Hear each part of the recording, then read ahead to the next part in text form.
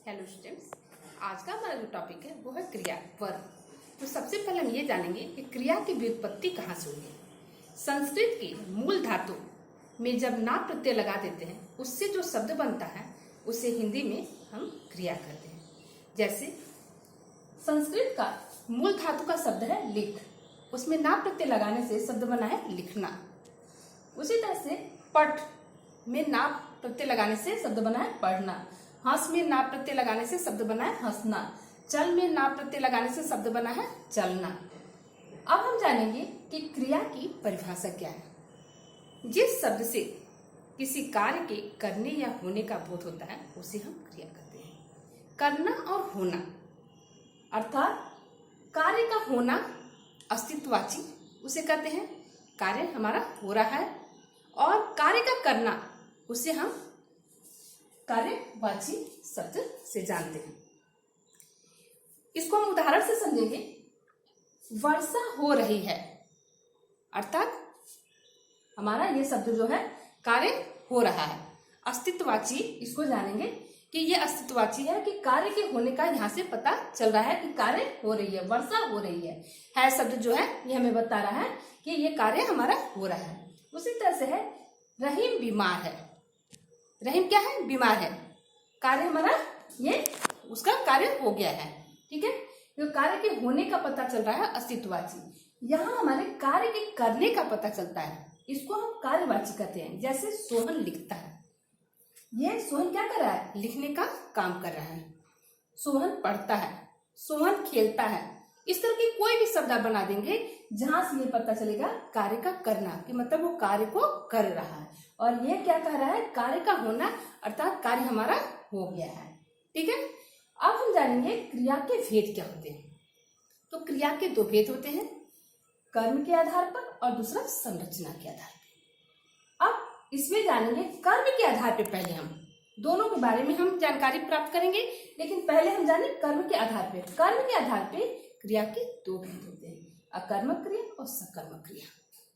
अब कर्मक क्रिया शब्द से ही यहाँ स्पष्ट हो जा रहा है, अकर्म जिसमें कर्म न हो अर्थात कर्म रहित हो। सकर्मक सकर्म अर्थात जो कर्म के साथ हो, जिसमें कर्म लगा हुआ है। तो इसको हम यहाँ पे समझेंगे। देखिए तीन शब्द होता है, कर्ता कर्म क्रिया। इसमें ठीक अपने बगल वाले पर जब भार पड़ता है तो उस हिसाब से उसकी क्रिया माना जाता है। यदि क्रिया का भार कर्म पे पड़ेगा तो वो सकर्म क्रिया हो जाएगा। लेकिन अगर कर्म बीच से हटा देते हैं तो क्रिया का भार किस पे पड़ेगा? कर्ता पे पड़ेगा। तो जब उसमें कर्म नहीं होगा अर्थात क्रिया का भार कर्ता पे पड़ेगा तो वो हमारा हो जाएगा अकर्मक क्रिया। समझ में आया? ये कर्ता कर्म क्रिया तीन ही चीज होता है। तो अगर क्रिया का भार कर्म पे पड़ता है तो उसे हम सकर्मक क्रिया कहेंगे। लेकिन यदि बीच से कर्म हटा देते हैं और क्रिया का भार कर्ता पे पड़ता है तो वो हमारा अकर्मक क्रिया हो जाएगा, जिसमें कर्म नहीं रहेगा। ये कर्म रहित हो जाएगा अकर्मक क्रिया और ये कर्म सहित हो जाएगा सकर्मक क्रिया। देखिए उदाहरण के द्वारा, जैसे सोना, उठना, उड़ना, रोना, हंसना, चलना, ये सब हमारा अकर्मक है। लिखना, पढ़ना, खाना, पीना, देखना, ये सकर्मक है। कैसे इसको अकर्मक और सकर्मक हम बोले हैं? तो यहाँ देखिए, क्या का प्रयोग करके प्रश्न बना लेंगे। अगर उत्तर आपको मिलता है तो सकर्मक क्रिया हो जाएगा, नहीं मिलता है तो वो हमारा अकर्मक क्रिया है। देखिए लिखना, मोहन लिखता है। क्या लिखता है? जब लिख रहा है तो कुछ तो लिख रहा है ना, पत्र लिख रहा है, अपने प्रश्न लिख रहा है, कुछ भी तो लिख रहा है। तो लिखना हमारा सकर्मक हो गया। पढ़ना, रमेश पढ़ रहा है, कुछ तो पढ़ रहा है, तो इस तरह से पढ़ना हमारा हो जाएगा ये सकर्मक क्रिया। खाना, सीता खाती है, कुछ तो खा रही है, पता चल रहा है ना क्या खाती है, क्या खा रही है, तो कुछ तो खा रही है अर्थात ये सकर्मक हो जाएगा। पीना, कुछ भी तो वो पीने का काम कर रहा है, ठीक है। तो सोहन पानी पीता है, सोहन दूध पीता है, सोहन पीता है, अर्थात कुछ भी पीने का काम कर रहा है। देखना अर्थात कुछ भी तो वो देख रहा है, ठीक है। राहुल देखता है अर्थात कोई दृश्य देख रहा है, अपने प्रश्न देख रहा है, किसी की फोटो देख रहा है, कुछ तो देख रहा है। लेकिन यहां देखिए सोना, मुन्ना सोता है। क्या सोता है? अर्थात मुन्ना सोता है। मुन्ना क्या है? करता है। तो जब क्रिया का प्रभाव कर्ता पे पड़ेगा, क्रिया का भार कर्ता पे पड़ेगा, तो वो हमारा हो जाएगा अकर्मक। तो मुन्ना सोता है। क्या सोता है? कौन सोता है? तो यहाँ पे कौन शब्द लगेगा? नहीं, क्या सोता है? मुन्ना सोता है, अर्थात अकर्मक क्रिया। उठना, यहाँ किसी के भी उठने की बात आई है। क्या उठता है? उड़ना। क्या उड़ता है? चिड़िया उड़ती है। क्या उड़ती है? चिड़िया भी हमारा क्या हो जाएगा? संज्ञा शब्द हो जाएगा, कर्ता हो जाएगा। सुनीता उठती है। क्या उठती है? सुनीता। यहां हमारा कर्म नहीं दिखाई दे रहा है। रोना, राहुल रोता है। क्या रोता है? राहुल रोता है, अर्थात अकर्मक क्रिया हो जाएगा। हंसना, सुनीता हंसती है। हंसना जो हो गया हमारा, ये क्या हंसती है? सुनीता, हमारा संज्ञा हो गया। चलना, रवि चलता है। क्या चलता है? रवि चलता है। तो चलना हमारा शब्द जो हो जाएगा अकर्मक, अर्थात इसमें कर्म नहीं दिखाई दे रहा है और यहाँ हमारा कर्म मिल जा रहा है। तो ये सकर्मक क्रिया हो गया और ये अकर्मक क्रिया हो गया। सकर्मक क्रिया के अंदर अब जानेंगे, इसके भी दो भेद होते हैं, एक कर्मक क्रिया और द्विकर्मक, और इसी को हम बहुकर्मक क्रिया भी कहते हैं। एक कर्मक क्रिया में जहां पे एक कर्म दिखाई देगा, शब्द से ही स्पष्ट हो जाए। द्विकर्मक या बहुकर्मक, तो जहां पे दो कर्म दिखाई दे रहे हैं, ठीक है, तो वहां द्विकर्मक क्रिया हो जाएगा। एक कर्मक क्रिया, अध्यापक ने छात्र को पढ़ाया। किसे पढ़ाया? छात्र को, ठीक है, कर्म मिल जा रहा है छात्र को, अर्थात यह हमारा एक कर्मक क्रिया हो गया। मैं निबंध लिखता हूं। क्या लिखता हूं? निबंध, ठीक है, निबंध को लिखता हूं, निबंध लिखता हूं, अर्थात एक कर्मक क्रिया, एक काम हो रहा है, निबंध लिखने का काम हो रहा है। इसी के साथ एक कर्मक क्रिया में एक और आपको विशेष चीज बताएंगे कि देखिए यहाँ शब्द है, एक वाक्य बना है, राजा ने गरीबों को कंबल दान दिया। क्या दिया और किसे दिया? ये दो क्वेश्चन हम इसमें बनाते हैं द्विकर्मक क्रिया में। लेकिन ये एक कर्मक क्रिया में देखिए क्या दिया? कंबल दान दिया। किसे दिया? गरीबों को।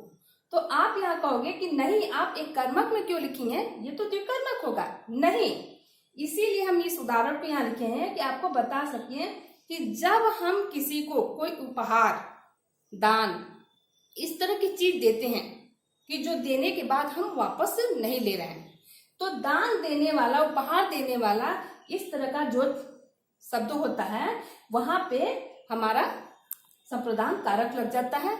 इसलिए यहाँ पे हमारा जो होता है इसको एक कर्मक क्रिया मानते हैं, ठीक है। यहाँ पे आपका ये स्पष्ट नहीं हो पाएगा, ये जो कर्मक नहीं बनेगा, क्योंकि इसमें हमारा संप्रदान कारक लग जाता है। कंबल को दान दिया, यहाँ पे गरीबों को आया है, तो इसलिए एक कर्मक क्रिया, दो बार हमारा एक ही कर्म नहीं आएगा। एक वाक्य में कई कर्म आ सकता है, लेकिन एक ही कर्म दो बार नहीं आएगा, ठीक है। तो गरीबों को, कंबल को दान दिया, नहीं, ये संप्रदान कारक किसमें हो जाता है? जब दान देने वाली चीज रहती है। इसी से हमने यहाँ पे इसे स्पष्ट किया है। द्विकर्मक क्रिया के उदाहरण को जानिए आप, जिसमें दो कर्म है। हम प्रश्न करेंगे क्या दिया और किसे दिया। क्या दिया यह हमारा मुख्य कर्म होगा जो हमारा निर्जीव होगा, और किसे दिया ये हमारा गौण कर्म होगा जो हमारा सजीव होगा। देखिए, सीता ने मुझे चित्र दिया। क्या दिया? चित्र दिया। चित्र क्या है? ये निर्जीव वस्तु है, ठीक है। और किसे दिया? मुझे दिया, अर्थात किसी व्यक्ति को दिया, हमें दिया, ठीक है। तो ये हमारा सजीव हो गया। तो क्या दिया और किसे दिया, ये दो क्वेश्चन हम करेंगे। अगर उत्तर मिलता है तो द्विकर्मक क्रिया हो जाएगा। अनुज बकरी को दूध पिलाया। क्या पिलाया? दूध पिलाया। दूध क्या है? निर्जीव। ठीक है, किसे पिलाया? बकरी को। बकरी क्या है? सजीव है। ठीक है, तो यहाँ पे हमारा दो कर्म दिखाई दे रहा है। तो इस तरह से ये कर्म क्रिया, इसी को हम बहुकर्म क्रिया भी कहते हैं। इसी क्रम में अब हम जानेंगे प्रयोग व संरचना के आधार पर क्रिया के भेद। तो देखिए, संरचना के आधार पर अगर क्रिया के भेद देखते हैं तो 5 होता है, लेकिन अगर प्रयोग को उसमें जोड़ देते हैं, प्रयोग व संरचना के आधार पे, तो क्रिया के हमारे 8 भेद होते हैं। संरचना के आधार पर जो होता है तो वो होता है संयुक्त क्रिया, पूर्वकालिक क्रिया, प्रेरणार्थक क्रिया, नाम धातु क्रिया, कृदंत क्रिया। लेकिन अगर प्रयोग के आधार पे है तो उसमें हमारा सामान्य क्रिया, सहायक क्रिया और सजाती क्रिया ये आके उसमें जुड़ जाता है, अर्थात ये 8 बन जाता है। अब इन 8 के विषय में हम विस्तृत जानकारी यहाँ प्राप्त करेंगे। देखिए, अब हम प्रयोग व संरचना के आधार पर क्रिया के भेद को जानेंगे, जिसमें पहला हमारा है सामान्य क्रिया। सामान्य क्रिया शब्द से ही स्पष्ट हो जा रहा है, जिसमें एक कार्य और एक क्रियापद हो। जिस वाक्य में एक कार्य हो रहा है और एक ही क्रियापद का प्रयोग हुआ है तो वो सामान्य क्रिया होगा। जैसे तुम लिखो, ठीक है, एक क्रिया है, एक कार्य हो रहा है, लिखने का काम हो रहा है। वह उधर गया, यानी कि एक व्यक्ति की ओर इशारा हो रहा है, एक कार्य हो रहा है, उधर वो गया है, एक क्रिया किया है। तो एक कार्य और एक क्रियापद। मोहन पुस्तक पढ़ता है। मोहन क्या पढ़ रहा है? तो पढ़ने का काम कर रहा है, पुस्तक को, एक काम कर रहा है, केवल पुस्तक को पढ़ रहा है। तो इसलिए यह सामान्य क्रिया हो जाएगा, जिसमें एक कार्य और एक क्रियापद का प्रयोग हुआ। दूसरा जानेंगे संयुक्त क्रिया क्या होता है। एक कार्य और 2 क्रियापद या उससे अधिक भी क्रियापद का प्रयोग हो सकता है। ठीक है, एक ही कार्य होगा और क्रियापद 2 या 2 से अधिक होगा।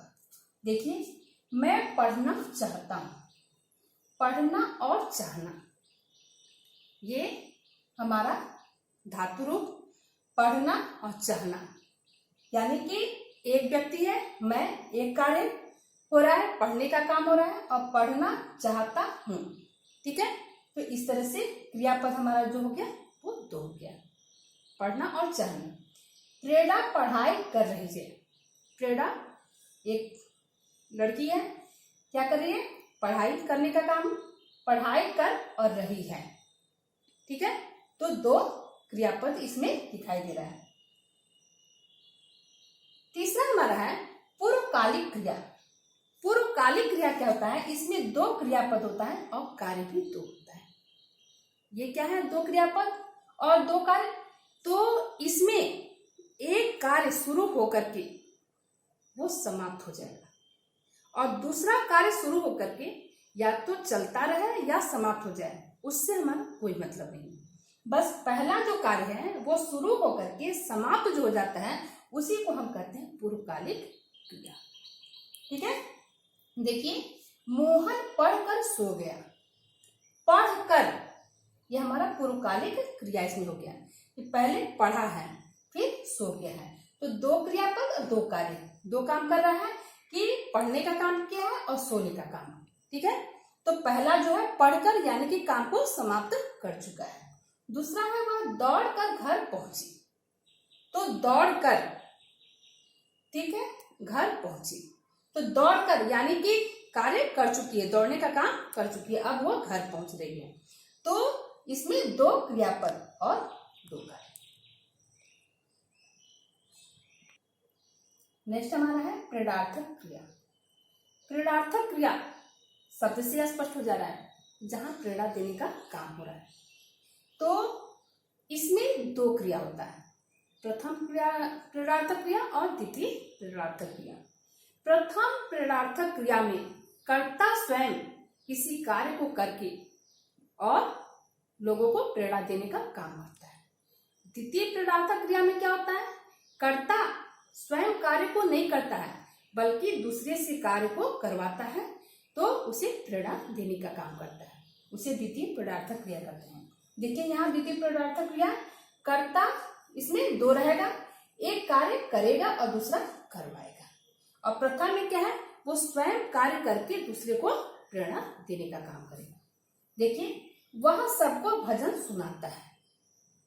स्वयं क्या कर रहा है, भजन सुनाने का काम कर रहा है, अर्थात ये प्रथम प्रेरणार्थक क्रिया हो जाएगा। वह बच्चों को पढ़ाता है, अध्यापक बच्चों को पढ़ाता है, अर्थात अध्यापक क्या कर रहा है, वह क्या कर रहा है, यह स्वयं पढ़ाने का काम कर रहा है, स्वयं प्रेरणा दे रहा है, इसलिए इसको प्रथम प्रेरणार्थक क्रिया कहेंगे।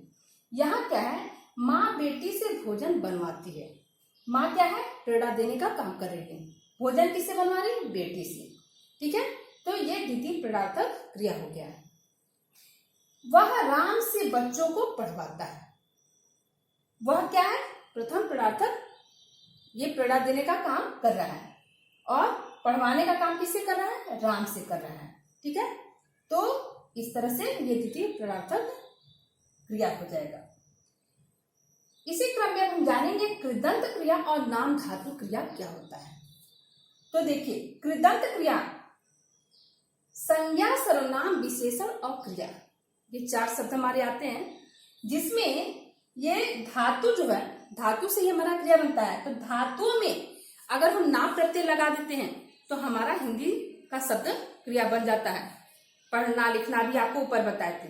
लेकिन अगर धातुओं में ना के अलावा भी अगर हम कोई प्रत्यय लगाते हैं और वो शब्द जो बनता है वो क्रिया का काम करता है, तो उसे ही हम कृदंत क्रिया कहते हैं। ठीक, और नाम धातु क्या होता है, तो संज्ञा, सर्वनाम और विशेषण का कोई शब्द है, उसमें यदि हम प्रत्यय जोड़ते हैं तो जो शब्द बनता है वो हमारा नाम धातु क्रिया के रूप में आता है, अर्थात वो जो शब्द बनेगा वो क्रिया का कार्य करेगा, तो वहां पे हमारा नाम धातु क्रिया हो जाएगा। देखिए, कृदंत क्रिया क्या हो गया, यह चल धातु है, उसमें ना प्रत्यय लगा था, चलना हुआ, उसी में तरह से देखिए चल धातु में कर प्रत्यय लगा है, चल कर क्रिया का कार्य कर रहा है ना। चल धातु में आ प्रत्यय लगा है, चला क्रिया का काम कर रहा है। चल धातु में एगा प्रत्यय लगा है, तो क्रिया का काम करेगा, चलेगा।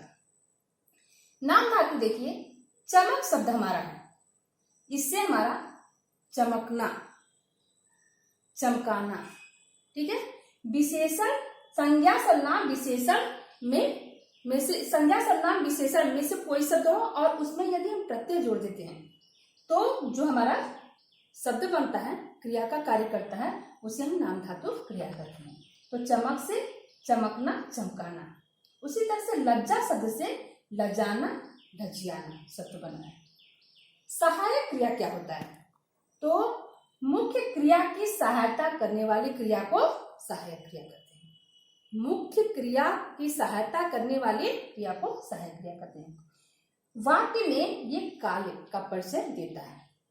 देखिए, हम पढ़ रहे हैं, अर्थात अपूर्ण वर्तमान काल, इसमें वाक्य में ये काल का परिचय देता है और मुख्य क्रिया की सहायता करता है कि हम पढ़ रहे हैं, हम पढ़ने का काम कर रहे हैं, इसी को हम कहते हैं सहायक क्रिया।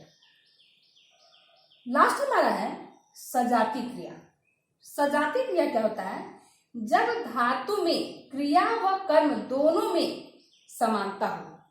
ठीक, तो अर्थात दोनों एक धातु का हो तो वहां सजाती क्रिया हो जाता है। क्या, तो देखिए, कर्ता और कर्म जो होता है वो संज्ञा या सर्वनाम का ही शब्द होता है और क्रिया जो होता है वो धातु का शब्द होता है।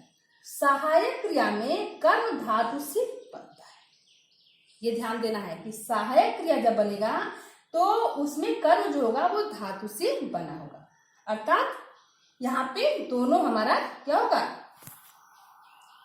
ये सजाती क्रिया, एक जाति का कर्म और क्रिया दोनों एक जाति का होगा।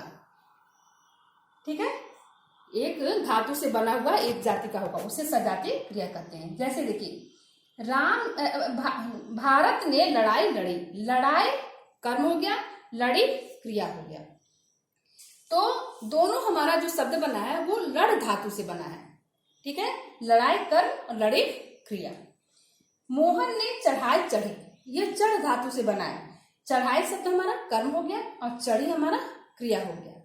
तो कर्म और क्रिया दोनों एक धातु से बने हुए हैं, उसे हम सजाती, एक जाति का हो गया। मैंने चाल चली, चल धातु से शब्द बना है चाल और चली, चली क्रिया हो गया, चाल हमारा कर्म हो गया।